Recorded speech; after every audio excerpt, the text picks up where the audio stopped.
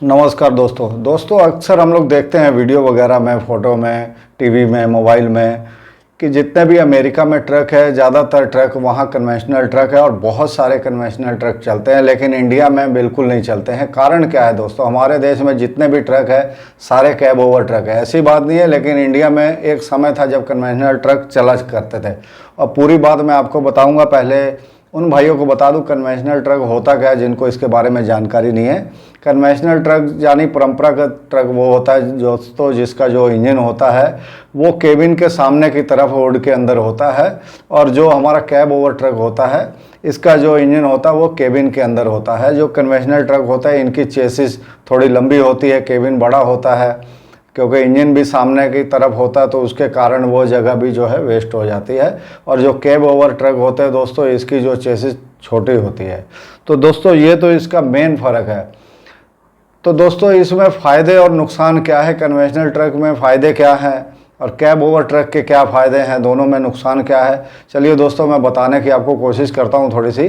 दोस्तों कन्वेंशनल जो ट्रक होता है सबसे बड़ा जो इसका फ़ायदा है कि इसका इंजन बाहर की तरफ होने से इसका जो हुड उठा के आराम से इसका जो है जो इंजन का काम वगैरह है, मेंटेनेंस वगैरह का, चेकिंग का, वो सारा हम लोग आराम से कर सकते हैं, आसानी से कर सकते हैं। लेकिन जो कैब ओवर ट्रक होता है इसके अंदर ही अपना ये होता है, इंजन होता है, तो उसका बोनट वगैरह उठाना, जहाँ कुछ ऐसे केबिन होते हैं जो कंपनी मेड केबिन होते हैं तो पूरा केबिन ही उनका उठाना या पलटना पड़ता है। तो काफ़ी मुश्किल है इसमें इंजन का मेंटेनेंस करना, काम करना, उसको चेक करना।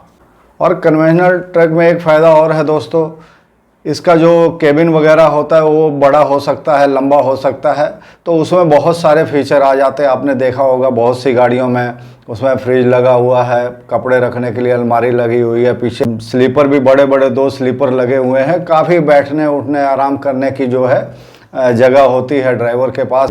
लेकिन जहां हम देखें कैब ओवर ट्रक होते हैं इनका जो केबिन होता है बहुत छोटा होता है दोस्तों, इसमें ज़्यादा जगह नहीं होती, ज़्यादा स्पेस नहीं होती ज़्यादा, इसलिए इसमें आराम भी नहीं होता है दोस्तों कन्वेंशनल ट्रक का जो सबसे बड़ा फ़ायदा जो मुझे लगता है, जो नज़र आता है, इसका केबिन अपना पीछे होता है, इंजन सामने होता है, तो उसकी वजह से लगभग 3-4 फुट की गाड़ियों में 6 फुट तक भी ये सारी जो हुड वगैरह बाहर होती है केबिन से, तो उसके कारण कभी भी कोई एक्सीडेंट वगैरह होता है तो जो स्टाफ होता है, गाड़ी का ड्राइवर है, वो बिल्कुल सेफ़ रहता है। उसमें सेफ्टी की संभावना जो है बहुत ज़्यादा है, तो चोट लगने की संभावना बहुत कम है। लेकिन जो है कैब ओवर ट्रक होते हैं दोस्तों ये बिल्कुल अनसेफ है उसके मुकाबले में, कन्वेंशनल ट्रक के मुकाबले में।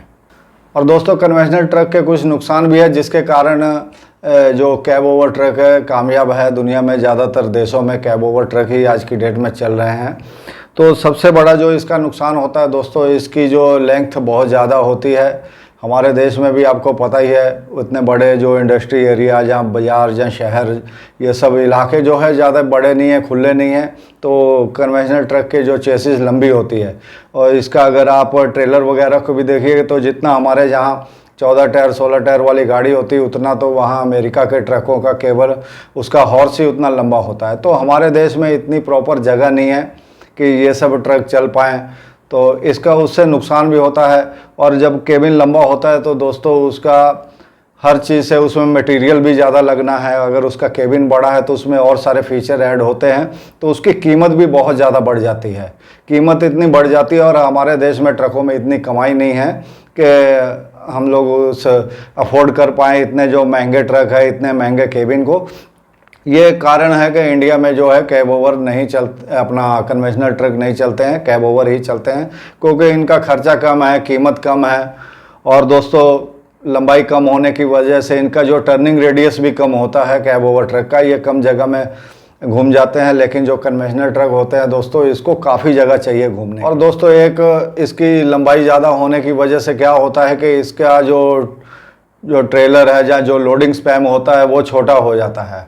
तो हमारे देश में भी पहले आपने देखा होगा जो एस मॉडल ट्रक आते थे, टाटा के भी आते थे एस मॉडल, उससे पहले मर्सिडीज़ वगैरह या डी गाड़ी जिसे हम कहते हैं वो ट्रक भी आते थे।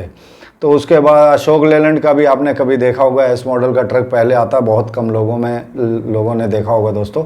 तो ये जो ट्रक थे दोस्तों ये बहुत पहले पॉपुलर थे, उसके बाद ये जो कैब ओवर ट्रक ये तो बाद में आना शुरू हुए। लेकिन इनमें जो क्या है, लोडिंग स्पैम ज़्यादा होने की वजह से आप ज़्यादा माल लेके जा सकते हैं, ज़्यादा प्रॉफिट होता है। तो इसी वजह से जो है कन्वेंशनल ट्रक इंडिया में बंद हो गए।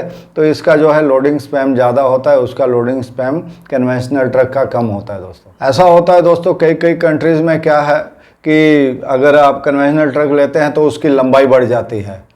लंबाई बढ़ने के कारण कई देशों में क्या होता है कि जो लिमिट होती है, मैक्सिमम लिमिट होती है, जो लेंथ होती है मैक्सिमम, वो कम होती है। जैसे इंडिया में तो 18 मीटर की लेंथ है, कई देशों में और भी है जहाँ बड़ी गाड़ियाँ चलानी है तो लेंथ मायने रखती है। तो अगर ट्रॉली छोटी हो जा रही है, हॉर्स लंबा हो जा रहा है, तो वहाँ प्रॉब्लम आ जाती है।